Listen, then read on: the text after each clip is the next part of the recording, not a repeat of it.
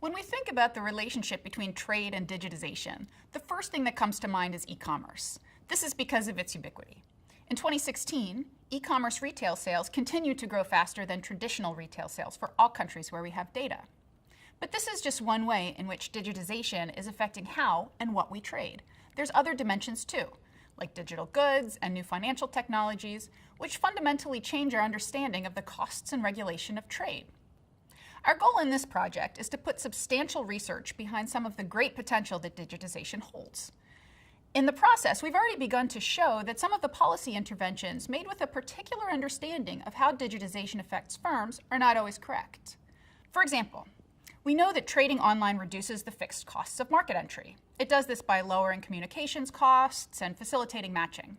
Because of this, governments throughout the region are encouraging firms to move online. But this might not be sufficient.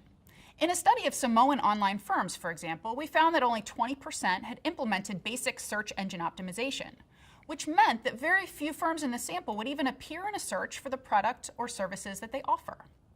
There's also a great deal of excitement about fintech. But in a recent trade finance survey, we found that over 70% of firms worldwide are completely unfamiliar with this technology. More importantly, though, of firms that are familiar with fintech, the uptake rate is strong. This suggests that the critical intervention is not access to new financial technologies, but knowledge sharing about them. So what's next? Well, technology is changing trade much more quickly than we'd anticipated even 10 years ago. And in this project, we're targeting better policy through better clarity on 4 issues. First, how the digital economy is measured, what kind of flows are included, and how they're priced. Second, SME globalization, how firms are acting differently using technology. Third, trade facilitation, how innovations like paperless trade and electronic single window are impacting trade costs.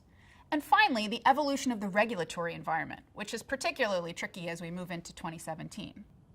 All of these topics will help us both make better policy recommendations, as well as pushing forward the frontier of knowledge about trade in the digital economy.